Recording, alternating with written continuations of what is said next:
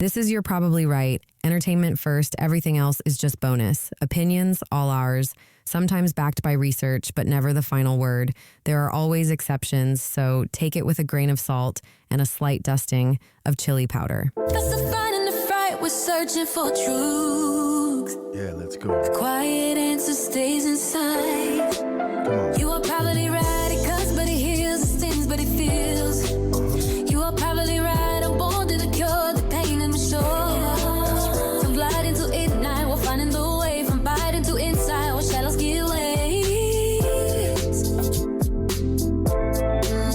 You are clouded alive. Hey, what's up, y'all? This is You're Probably Right, and I am MCM.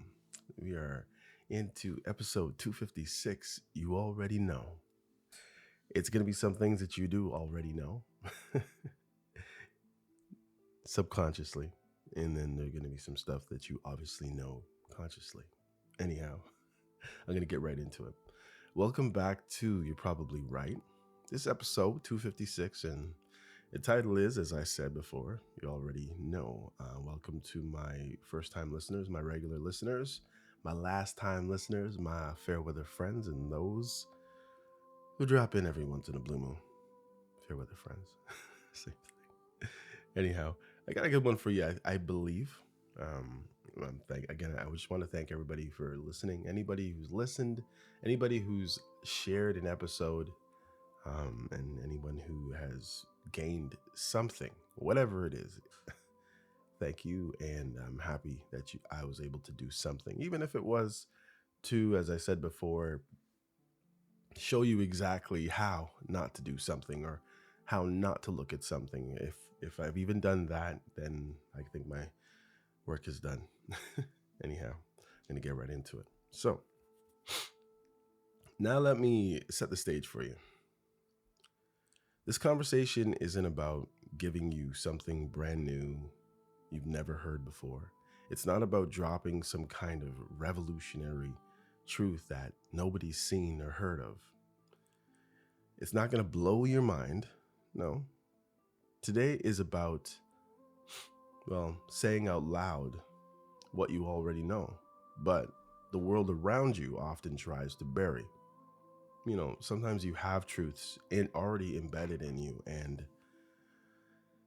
it seems like society sometimes does everything to disprove and to sway and draw you into seeing something that goes against everything inside of you. The title is, You Already Know. You've known it deep down since you were a kid, since you were sitting in a classroom or walking onto your first job or just observing how the world actually works. What I'm going to do today is peel back the layers of myth, the noise and the false promises, so we can sit with the truth that has been there all along. Think back to when you were little. Somebody probably told you you can be anything you want when you grow up. Maybe they said you could be the president. And I understand, before I go into all this, that sometimes people are just trying to get you to reach for the stars. And maybe if you reach for the stars, you might not get this one, but you might get that one. But at the same time, when you're reaching for the stars, let's say you jump and you reach for the stars. If you don't grab one or grab the star that you aimed at, you're free falling. Anyway, think about it. All right. So maybe they pointed at someone like, say, Michael Jordan, if you're a guy, or maybe if you're a girl, depending on your those who were around you when you were growing up. You picture Michael Jordan flying through the air, and they told you can do that too if you practice hard enough. I want to be like Mike. Remember that Gatorade commercial? Maybe a teacher trying to encourage you said, the sky's the limit. Now let me ask you, what happened when reality didn't line up with the script? What happened when you realized that no matter how hard you tried, you were not going to be Jordan or Obama or Beyonce or whoever else you supposedly looked up? Maybe you looked up to, I don't know, Hank Aaron or Babe Ruth or, Maybe it was a baseball player. Maybe it was a politician. Maybe it was an athlete. Maybe it wasn't an athlete. Maybe they said you can be like Einstein because you were able to do your multiplication tables in kindergarten or something. Or maybe you weren't, but somehow they said you were going to be Einstein. You were going to be a rocket scientist. For many people, it created this quiet shame.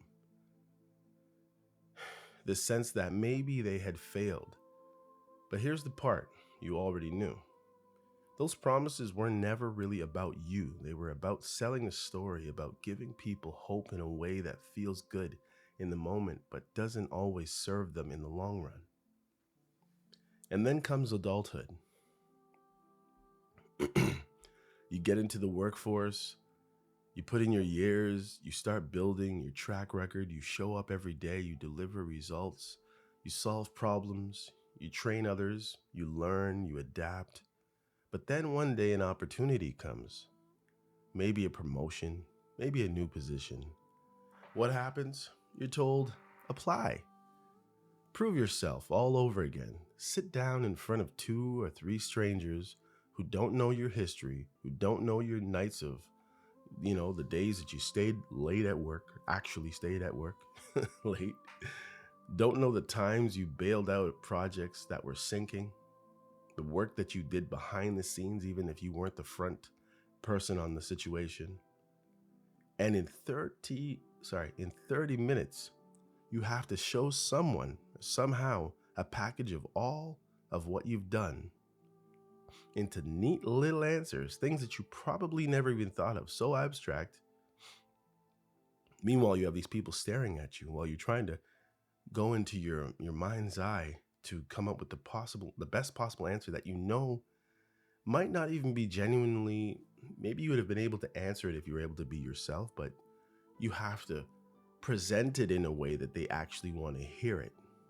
They want to hear certain buzzwords. They're clicking and typing away the information that you're putting down, knowing that they're going to probably feed it into a computer, or at the same time, they might have already picked the person that they wanted in the first place, and you're just kind of there.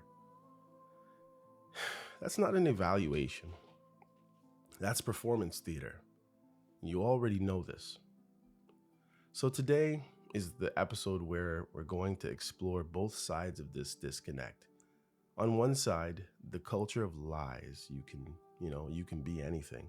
On the other, the corporate lie that says even when you've proven yourself, it's still not enough. Sorry, guys. We're going to look at how both of these lies shape our lives, our sense of self-worth, and our workplaces. And more importantly, we'll talk about what happens when we stop pretending and start telling the truth. That you don't need to be everything to be valuable. That showing up, doing the work, being who you are, that is actually enough. And you already know this, didn't you? First, the myth of limitless potential.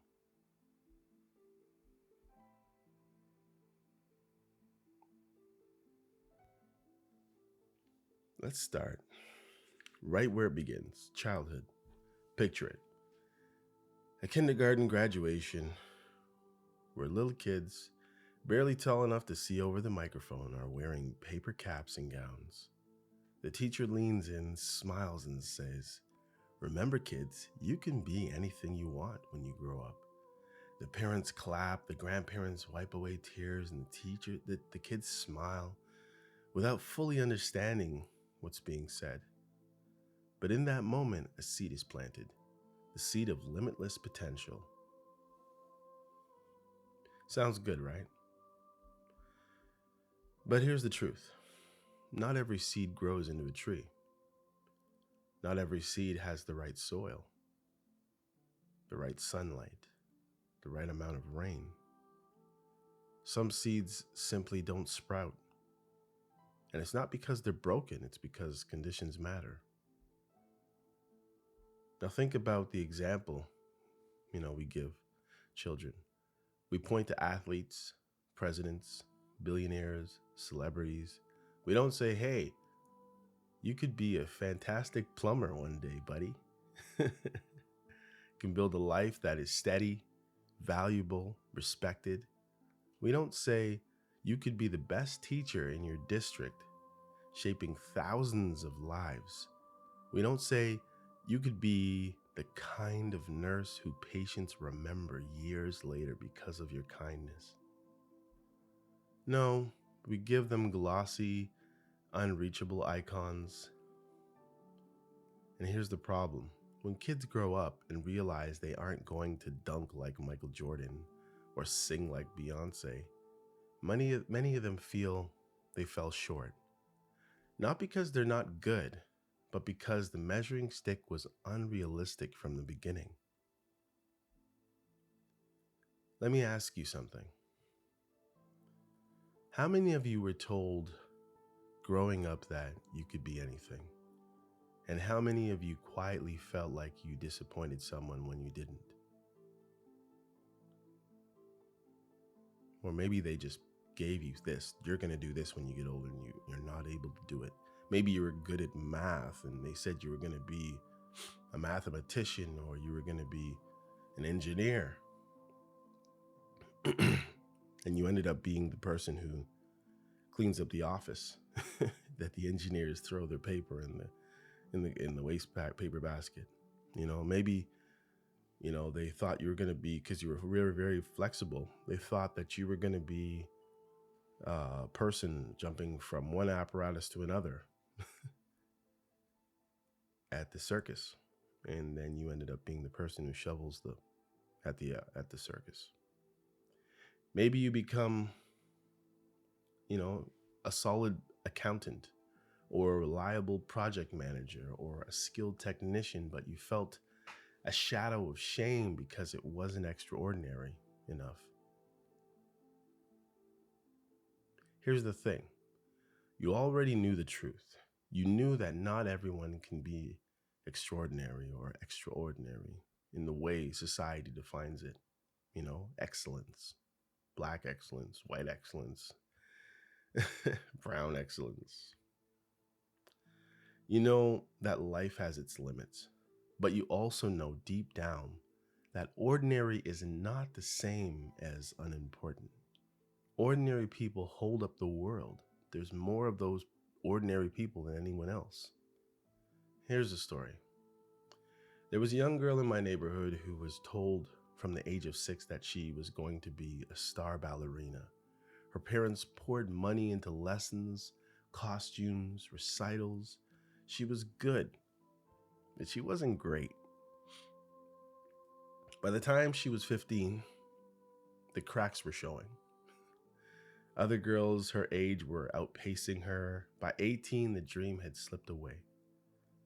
She went to college, got a business degree, and ended up running a small marketing firm. Guess what? She's happy. She's successful. She provides jobs for tens of others of people. She built a life that matters. But for years, she carried this silent burden that she had failed to live up to the ballerina dream.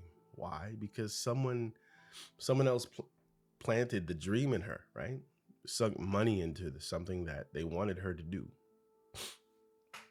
And when it didn't grow, she thought it was a problem. And she thought she was a problem. But she wasn't. The problem was the myth. And this isn't just individual, it's cultural. Entire industries profit from telling you that you can be anything. Self-help books, motivational posters, graduation speeches, they all lean on the same shiny promises. But deep down, we already know it's not true. Talent, opportunity, connection, timing, health, these things matter. You can't out-positive think a broken leg into an Olympic medal. You can't affirm your way into being 6'8" or 6'6" with a 45-inch vertical leap. You can't hustle your way into being the president if you don't have the right network, the right timing, the right breaks. You already know this, right? So why does the myth persist? Sorry guys, I'm a little stuffy for some reason. Because it sells, it feels good. It gives parents a script when they don't know what else to say. It gives teacher a quick motivational boost for their students. It gives corporations an easy way to frame opportunity. Work hard and you can be anything here too. But here's the hidden dagger, danger. Man, I can't speak. Sorry, I really need to. All right. Here's the hidden danger. When reality hits, people don't blame the myth. They blame themselves. They get down on themselves. They think, if I couldn't be anything, maybe I'm nothing. And that is the lie that cuts the deepest. But here's the other thing, or here's the shift of it all anyway. I want to plant something into your mind today. Instead of teaching kids that they can be anything, what if you taught them that they can be something real, something meaningful, something that fits them? What if we celebrated not just president, but the community organizer who changes, one neighborhood? Not just an NBA star, but maybe a youth coach who inspires dozens of kids to stay out of trouble. What if we started telling the truth? That value isn't being everything. It's about being someone, about being who you are supposed to be. You already knew this, right? Second, the corporate parallel. Now let's fast forward. Childhood myths don't, just disappear. They grow up with us. You could probably think of stuff that you did, maybe even as a 11 or 12-year-old, heading in a direction, and maybe you found out, as I was saying earlier, maybe by 18 that was gone. And now what? You don't even have regular, everyday, ordinary plans because you were following this dream blindly, had blinders on.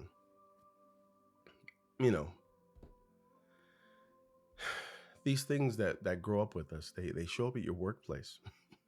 You see companies have their own versions of this you can be anything story. It sounds like this: if you work hard, if you stay loyal, if you give us your best, you can rise to the top. Sound familiar? It's the same promise with a different suit on it. But here's the problem. In practice, companies often break these promises. They don't reward consistency. They don't honor loyalty. Instead, they dangle promotions like carrots and make employees jump through hoops to prove themselves again and again. Imagine this. You've been at a company for 10 years. You've trained new hires, rescued failing projects, built strong client relationships. You stayed late, come early, sacrificed weekends. You've got the scars to prove your commitment. Then a management position opens up. In your mind, it makes sense. Your record speaks for itself. You should be an obvious choice. But instead of recognizing your body of work, the company says, apply, compete, convince us. And then you find out you're not just being compared to an outsider who don't know the company. You're also competing against colleagues who you've worked with, who have been given the same carrot. Suddenly, loyalty turns into rivalry. Collaboration turns into competition. And the company thinks that, this is healthy. But you all know it's not. Here's the deeper issue. The corporate system values presentation over proof. It looks at how well you answer some questions in an interview instead of, how well you've answered the demand of your job every single day for years. It turns the workplace into a talent show. The people who shine under the spotlight are favored. While the steady, consistent workers are left in the shadows.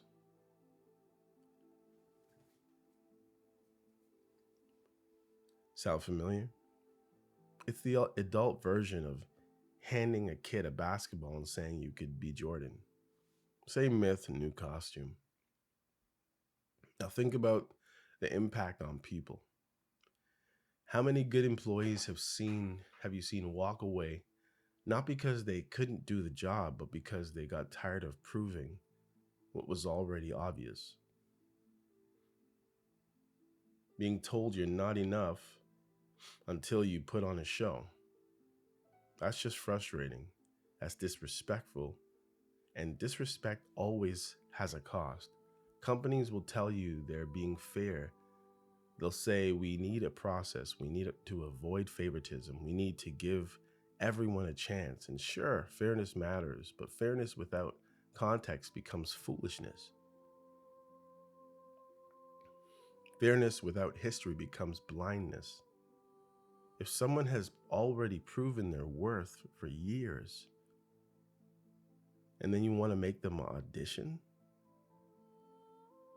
Now, I know smaller companies will do it this way, but like it needs to get to the corporate world. It needs to get to the government jobs, that whole arena. It's leadership avoiding the responsibility of actually knowing their people. And here's where it connects back to the myth of limitless potential.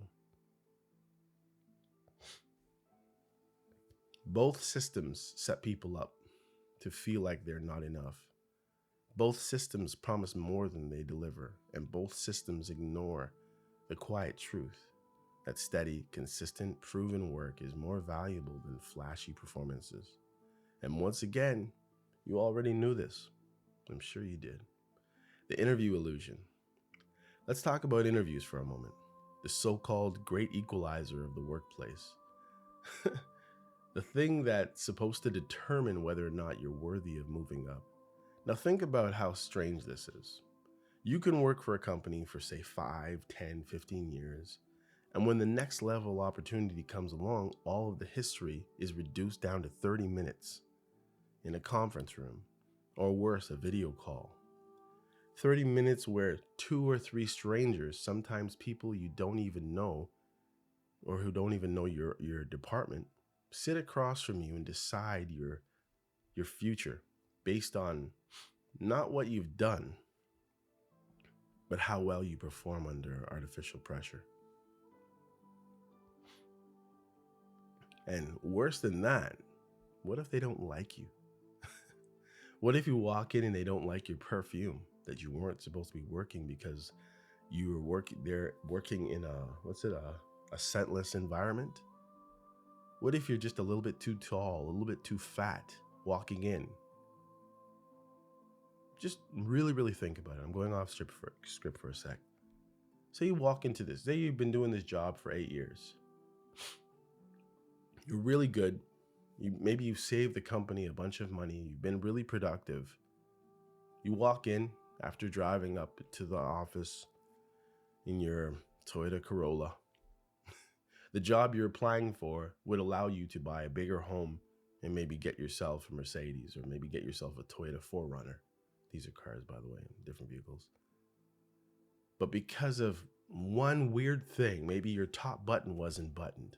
Maybe your tie wasn't tied on right. Even if they're taking down the information,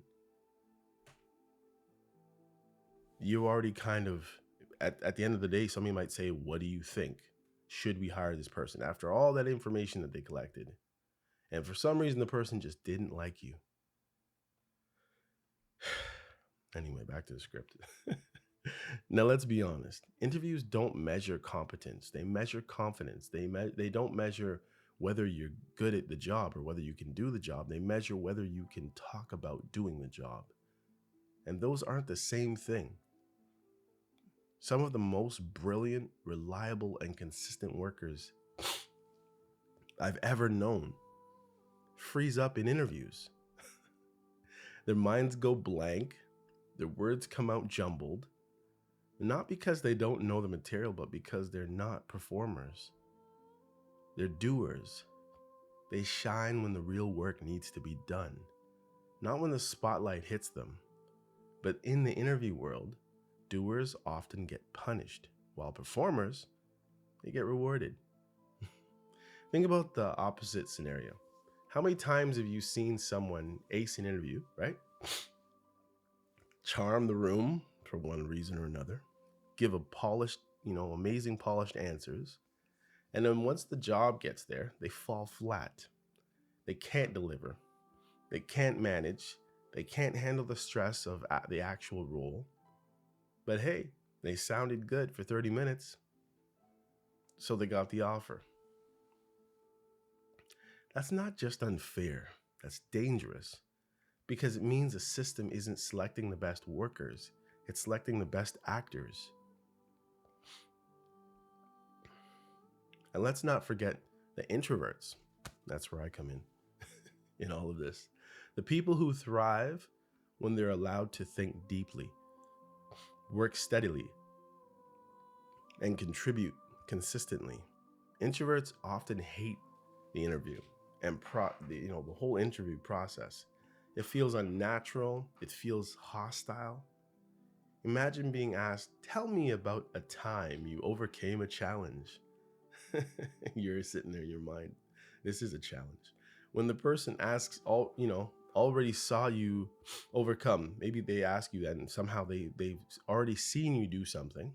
They've possibly heard you did this amazing thing, or you've passed dozens of challenges over the past 5 years.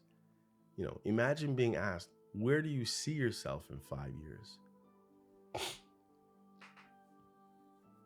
Sorry, man, my nostrils are like playing tricks on me. When the answer when the truthful answer is, hopefully not sitting here having to prove to you again that I am capable. That's the truth. But of course, you can't say that. So you come up with some rehearsed, half genuine answer because that's, what the game requires. Here's the bottom line. The interview illusion wastes everybody's time. It wastes the company's time for prioritizing presentations over proof. It wastes the employees' time by forcing them to resell themselves when their work has already been speaking for them day in, day out. And it wastes potential because great workers are overlooked for simple reasons that they don't shine under artificial conditions and they're not performers in that way. So let me ask you, how many of you listening right now have lost opportunities, not because you couldn't do the job, but because you couldn't package yourself in a 30-minute performance? How many of you have walked away from interviews thinking, if only they could have just seen the work I've actually been doing for years instead of hearing me stumble and mumble over scripted questions? You already know the truth. Interviews don't measure who's the best for the job. They measure who's best at interviewing. And those aren't the same thing. Disenchantment and disrespect. Man, my nose. You're probably saying, why didn't you do this when your nose isn't bothering you? I gotta get this done. And I'm a real person, so I could get my AI voice to speak this. Maybe you prefer it. No, nah, I think personality is better. Comes with a real person behind it, somebody who's had lived experience, right? Not somebody who sounds like somebody who had lived experience. So let's say you've gone through this cycle a few times. You've put in the work, you've applied for promotions, you've sat in front of the panel, and then you don't get it. You don't get it. Maybe they gave it to someone from outside the company who looked good on paper. Maybe they gave it to a colleague down the hall who happened to interview better that day. Or maybe they gave it to nobody at all and decided to repost it. Like you never even tried. What happens next? Well, disenchantment.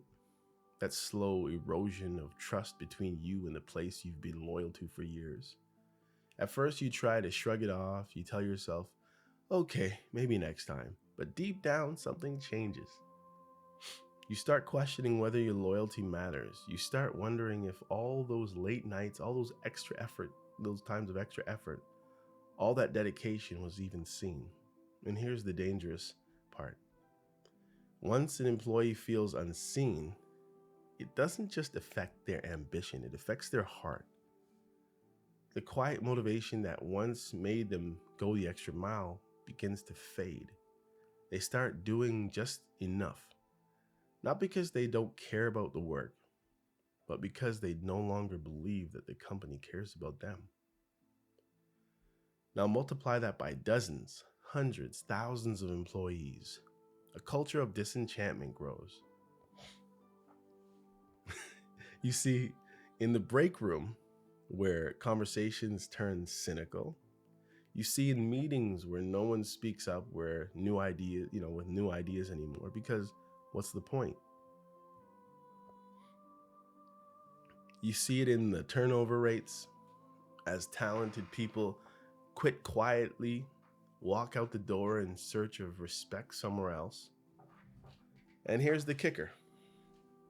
Most companies act surprised. They throw exit interviews and people ask, "Why are you leaving?" As if the answer wasn't obvious. They're leaving because they weren't truly valued. They were measured by the wrong metrics. And the disrespect doesn't always come in a big dramatic gesture. Sometimes it's subtle. It's the manager who forgets to say thank you after you save the project. It's the promotion process that pits you against your coworkers when you should be building each other up. It's the silent assumption that you'll always be around, always be loyal, always ready to give more, even when the organization has given you less and less in return. That quiet disrespect eats away at people in ways that, performance interviews will never capture. Sorry, performance reviews, not interviews. Here's the truth. Most employees don't leave for the money or leave for more money. Studies show it again and again. People leave because of how they're treated. They leave because they're tired of feeling invisible. They're tired of feeling like just another cog in the machine. Respect is the currency of the currency of loyalty, not dollars. And when respect runs out, even the best paychecks won't keep people around. So let me put it to you this way. If you've ever walked into work with the pit in your stomach, a little voice that said, "Why do you even bother?" You already know that, what disenchantment feels like. If you ever watch someone else get recognition for work you quietly carried, you already know, and I'm laughing because this happened to me. You already know what disrespect feels like. And once those two things set in, they spread like wildfire. Companies can spend millions on recruitment, branding, and leadership workshops, but none of it will matter until they address the root issue, because loyalty dies the moment respect disappears. You know what's funny about this? I literally had a loud conversation with two of my coworkers over other people taking credit for work you've done. They step in right at the end of the project to gain all the glory. I was telling them I didn't care. Like, let them go ahead and do it. And these guys were incensed over years of abuse. And I told them I understood. I just said I wasn't going to fight in that way because these guys wanted recognition. I was like, good luck. Go fight for it if you want. Now, I understand your plight. 5, why companies do it. Now let's dig into the uncomfortable question. Why do companies operate this way? Why would an organization intentionally risk losing good people by forcing them into these broken systems? On the surface, it doesn't make sense. You would think the smart leaders would recognize and reward proven work, promote from within, and save themselves the trouble of constant turnover. But the truth is more complicated and honestly, a little darker. Hold on a second. Sorry. Let me just move this down here. We got all that. We got all that length. Hang on a second. Good. Hang on. First, let's start with the easy answer. Bureaucracy. Many organizations are weighed down by processes that were designed decades ago and never re-examined. Somewhere along the line, someone decided that fairness meant everyone had to reapply for every role, even if they'd already been doing 80% of the job over the time. Those rules became policy, and those policies became sacred. Nobody questioned them anymore.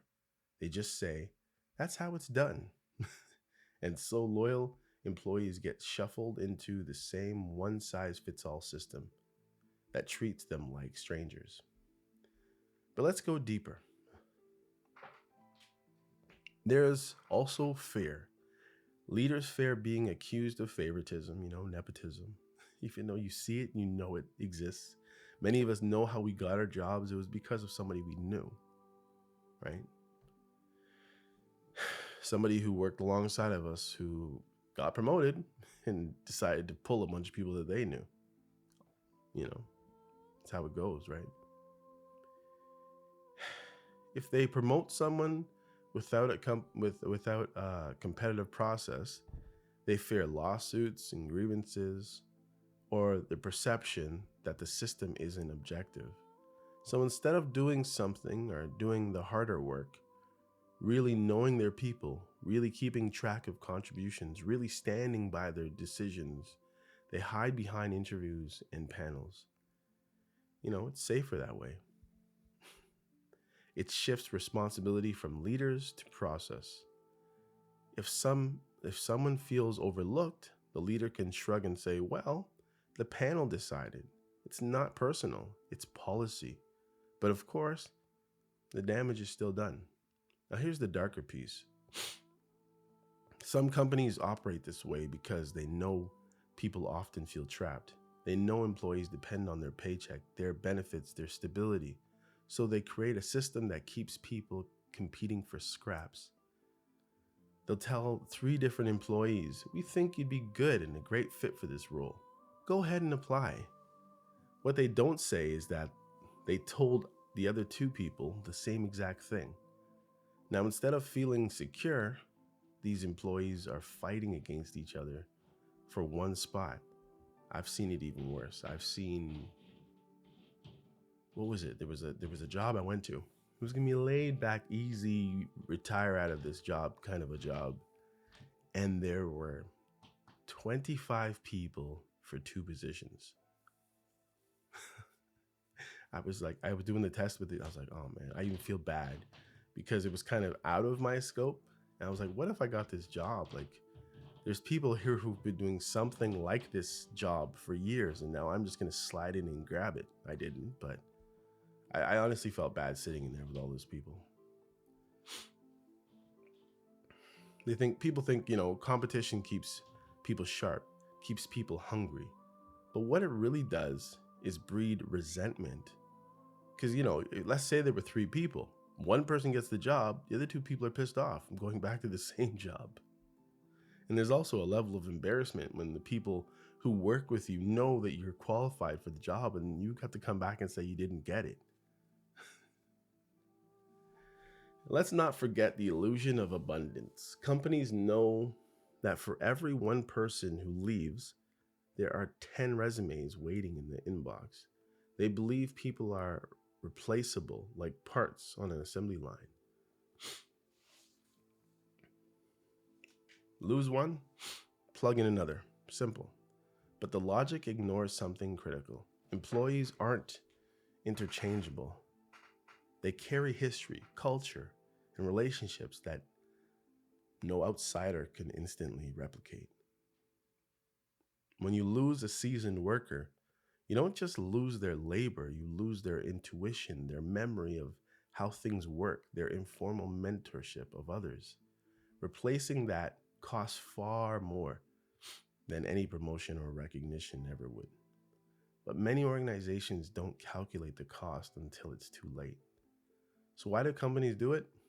Because it's easy, because it's safe, because it keeps power in the hands of the system instead of the individual.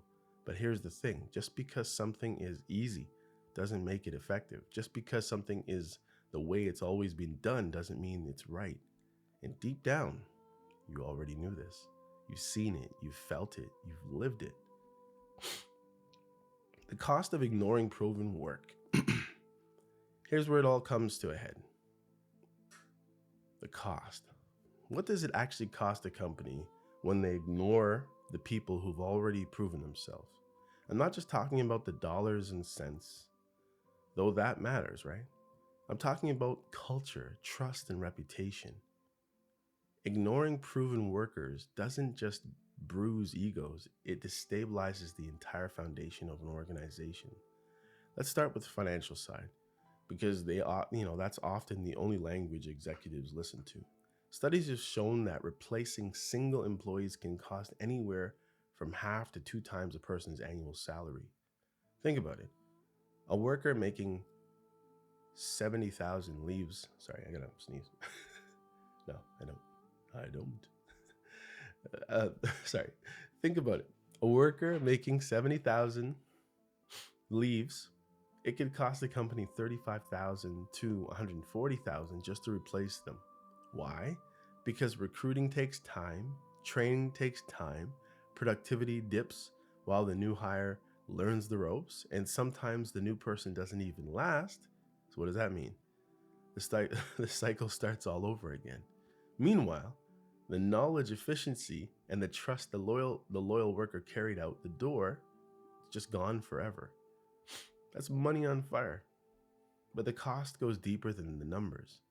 Think about the impact on the people who stay.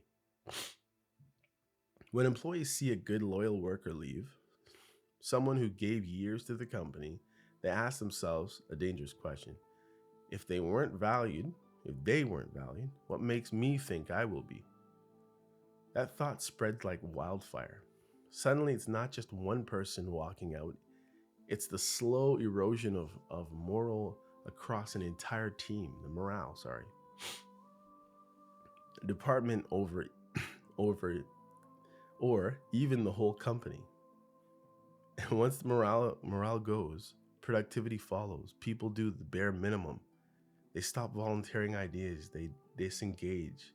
Not because they're lazy, but because they've seen the truth. Loyalty doesn't pay here. Now let's talk about trust. Trust is the invisible glue that holds a workplace together.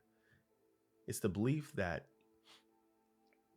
if I give my best, the organization will have my back. The moment proven workers are ignored, that trust cracks. And once it's already cracked, it's almost impossible to repair. You can roll out new HR initiatives, throw a pizza party, give those nice turkey wraps,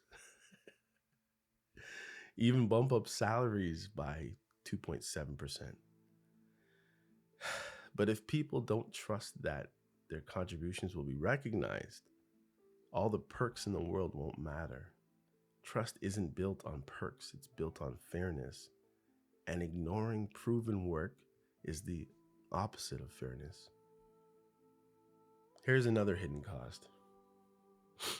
Reputation. Companies often underestimate how quickly words spread. Former employees talk. They tell their friends, their families, their LinkedIn networks. Glassdoor reviews pile up.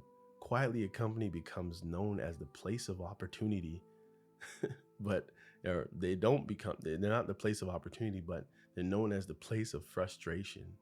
And once the reputation sticks, good talent avoids you. Suddenly, you're not just losing people, you're struggling to attract the ones you need. That's how organizations end up in a vicious cycle of mediocrity. So let me ask you, How many of you have stayed in jobs longer than you should have, hoping it would pay off only to realize you were invisible? How many of you have watched a company throw away years of experience just to bring in someone new with a shinier resume? You already know the cost. You've seen it, you felt it, and sometimes you've even paid it yourself. All right, reframing what success means. Up to this point, we've been talking about myths, broken systems, and the way people get overlooked. But now let's shift gears into something more constructive. Reframing success. Because if the story we've been handed is flawed, you can be anything, then what's the better story? What do you replace it with? Here's my take. Success isn't about being anything. It's about being someone real, authentic, someone consistent, someone who shows up, contributes, and leaves the world a little better than they found it. Not flashy, it's not all Instagram worthy, but it's true. And deep down, as I said before, you already know. Think about the people who have actually made a difference in your life. Was it the superstar athlete you watched on TV? Maybe, sometimes, but probably not. More likely, it was your teacher who stayed after class to help you understand math, or the coworker who quietly covered for you when life hit harder, or the parent who worked 2 jobs so you could have opportunity they never had. These people may never be famous. They are successful because they lived in their real role with consistent love or consistency. Now let's apply that to the workplace. Imagine if companies redefine success as the person who interviews the best, or not as the person who interviews the best, or the one who looks more impressive on paper, but as the one who consistently delivers, grows, and builds others up. Imagine if the metric wasn't how you performed under artificial pressure, but how you showed up when no one was watching. Success would look a lot less like a contest and more like a community. And let's bring it down to the individual level. Many of you listening right now have carried around quiet shame because you didn't become what others expected you to be. You didn't become the president. You didn't make the NBA. You didn't dance in the spotlight. But hear me clearly. It doesn't mean you failed. If you've built a life where you contribute, where people rely on you, where your presence makes things better, that is success. It may not make headlines, but it makes history in the lives of people around you.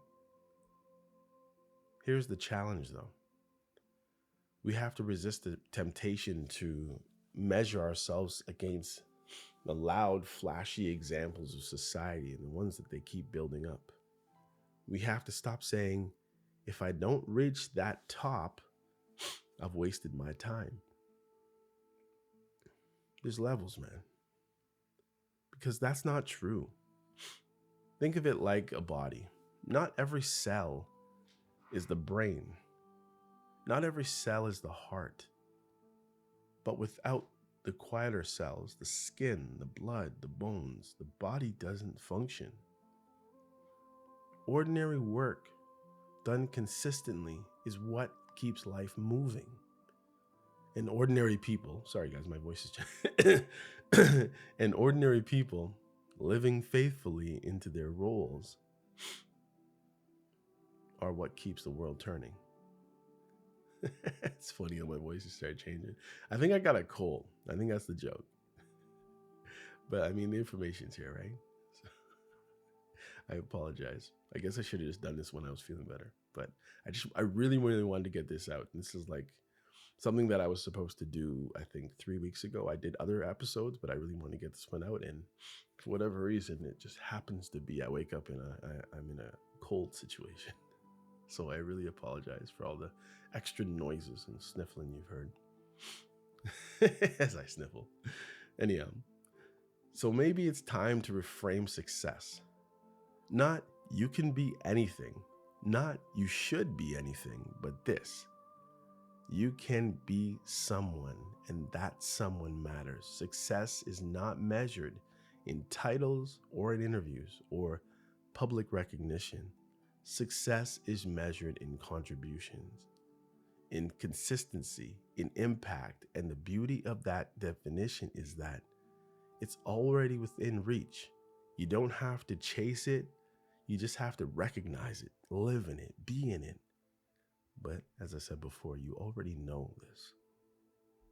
And you know this, man. All right, lastly, well, sort of lastly, a call for honest systems. So after everything we've unpacked, the myth, the illusion, the disrespect, the cost, the question becomes, what do we do about it? It's not enough just to name the problem. We've got to start painting a vision for what a healthier system could look like. Because if we keep running on myths and broken processes, we'll keep producing the same disillusionment, the same turnover, the same wasted potential. But it doesn't have to be that way. Let's start with the workplace. Imagine if promotions were based on performance in a half an hour, or were not based on a half an hour performance in an interview, but on the evidence of actual track records. Imagine if those actual tests, or when the person sits there and watches you do your job for a day or something like that, performance reviews actually means they're going to give you a better job or give you retraining maybe. Imagine if leaders actually keep notes, not just for annual performance, not to scare you, but throughout the year about how their people show up, how they grow, how they contribute to the team. Imagine if decision makers knew their employees well enough that they didn't need a panel of strangers to confirm what was already obvious. And I think this is why people actually show nepotism, actually give somebody a leg up when they get in those positions. And I think hopefully you know what I'm talking about. Let me just finish this part here. Listen, this person is ready. The kind of system would cut through the nonsense and reward the people who've already earned it. See, what I'm saying is, and I said it a little bit earlier, alluded to it. The problem is that you'll have two people doing a job. Maybe they're a low level, tier 1. Maybe you're going all the way to tier 7. And maybe they both get to like tier 3. One kind of sits there and says, I can pay my mortgage. I can take care of my kids. We can go on a vacation every 2 years. And the other person just keeps climbing and gets all the way to level 7. And then they are responsible for hiring other people. They have to do the whole supposed objective process of hiring someone. And then this person in level 3 who decides they don't want to go on a vacation every 2 years, and they need a bigger house and a better car, or they had another kid, they need to get to level 4. And the guy at level 7 says, oh, I know you. Maybe they're sitting on a panel with 3 other people who don't know that person. And then they push for that person to get the job because they're in the position to do so, and the person gets the job. Is that wrong? If the person who is at level 3 trying to get to level 4 is actually really, really good at their job. But then there's, the point is they try to keep that kind of thing from happening, but it happens anyway. Maybe you know someone who knows, someone who's already been through this process. You understand what I'm saying?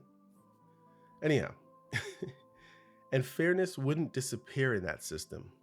It would finally be real fairness, because fairness isn't about treating everyone like strangers. Fairness is about recognizing what's true. If someone has shown up day in, day out, solved hard problems, carried the weight, lifted others up along the way, then fairness means honoring that history, not erasing it for the sake of a process. That's what honest systems look like. They honor reality instead of hiding behind bureaucracy. Now let's look beyond the workplace. Imagine if schools, instead of telling kids they can be anything, we help them discover what they could be specifically. Imagine if career counseling wasn't about pointing everyone into the same shiny career, but about matching people with their strengths, their aptitudes, their passions, their actual opportunities. Imagine if we told a kid, you have the makings of a fantastic teacher, or you'd thrive as an engineer, or you'd be a brilliant in healthcare, instead of just throwing them the blanket statement, you can be whatever you want. That change alone could save countless people from chasing borrowed dreams, instead empower them to build authentic ones. And let's be real, honest systems require courage. It's easier for leaders to hide behind interviews. It's easier for teachers to recycle the same graduation speeches. It's easy for parents to say, you can be anything, than to walk the harder road of helping a child discover who they really are. Just think about it. Many of us have felt this. Many of us have gone through it. Many of us have tried to walk down the wrong roads, the wrong paths. And here we are in this interview, or in this episode, thinking. But the easier path is killing us. It's draining workplaces, of loyalty, draining communities of trust, draining individuals of self-worth. Honesty takes more work, yes. It takes more vulnerability, yes. But it also produces more freedom. Because here's the truth. People thrive when the system around them tells the truth. Employees thrive when their consistent work is recognized. Students thrive when they're guided towards real possibilities. Communities thrive when value isn't just reserved for extraordinary, but also for the ordinary. The consistent, the steady, honest systems don't just benefit individuals, they benefit everyone. Because when people feel seen, respected, and valued for what they actually contribute, they give their best. Not because they're competing for scraps, but because they know they matter. So here's my call to leaders, teachers, to parents, to anyone with influence. Stop selling myths. Stop relying on broken promises. Build an honest system that reflects reality. Reward consistency and respect people who are already there and who are already who they are. It's a tongue twister. Because deep down, you already know that this is the way forward. And if you've ever been on the wrong side of a dishonest system, you know how much the truth would have mattered. And guess what? It still does. Let me close this up, y'all. So here's where we are. At the end of this conversation, if there's one thing I want you to walk away with, it's the reminder that the title of this episode is true. You already know that not everyone can be president. You already know that not every child with a basketball is going to grow up to be Michael Jordan. And not every little ballerina ends up on a Broadway stage. You already know that just because someone dazzles an interview or bedazzles an interview, it doesn't mean that, they're going to deliver the role. None of this is brand new. It's not some revelation falling from the sky. It's the truth you've already felt in your gut. But here's the part we sometimes forget. Just because you can't be everything doesn't mean you're not already something. And that something matters. The quiet years you've put in, the steady work you've done, the loyalty you've shown, even when it wasn't easy, those things matter. They may not get you a standing ovation. They may not end up on a headline, but they're real and they are enough. The leaders listening, the managers, the HR professionals, the executives, this is where the challenge lands in your lap. You have people under your care who have already proven themselves. Don't make them prove it again and again. What if somebody has a bad interview? But you've seen or you know of or you've heard of the track record. Don't confuse loyalty with complacency. Don't waste your best people by forcing them into contests that only measure performance under pressure. Build systems that honor real contributions. Create cultures where people are seen, not just tested, because if you don't, you keep losing your best people. Not the competitors, but by disillusionment. And disillusionment sets in. It's nearly impossible to repair it.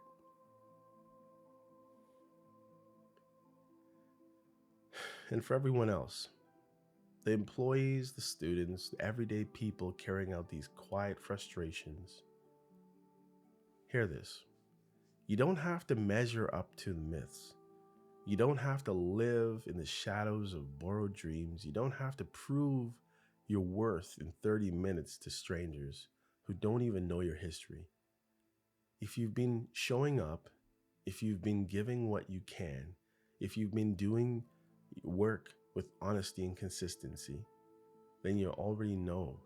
You already know that you matter. You already know that is enough. Think about it. Think about the people in your life who made biggest impacts. Chances are they weren't everything. They were simply themselves. They did what they could, where they were, with the talent and what they had. And that was enough to change you, enough to shape you, enough to stay with you years later. Why should it be any different for you? Why shouldn't your ordinary, steady, real contributions matter just as much? So as you walk away from this episode, hearing me sniffle, I'm asking you to let go of myths. Let go of the idea that you have to be extraordinary, excellence, right, to be valuable.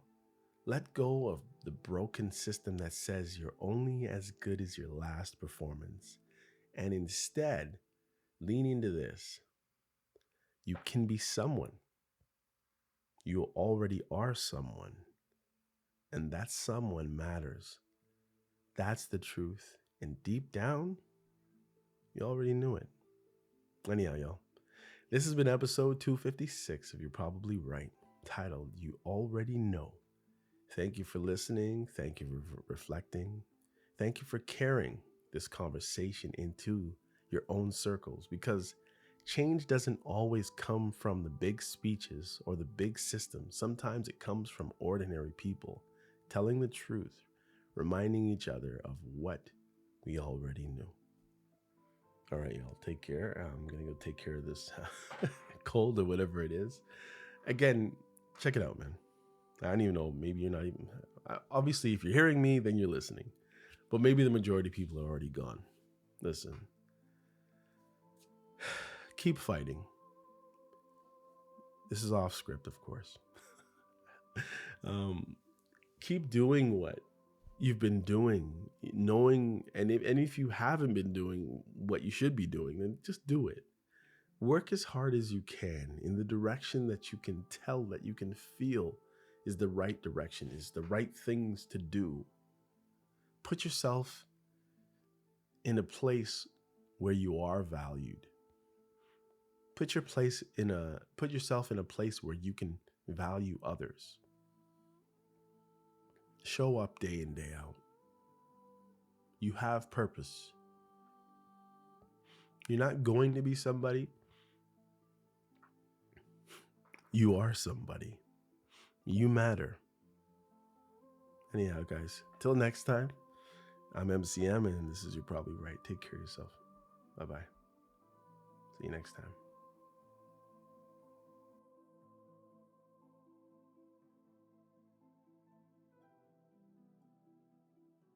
Hey, come check out You're Probably Right podcast. Society is getting more unpredictable every day, but at the same time, predictable in its unpredictability. Say that 4 times real fast.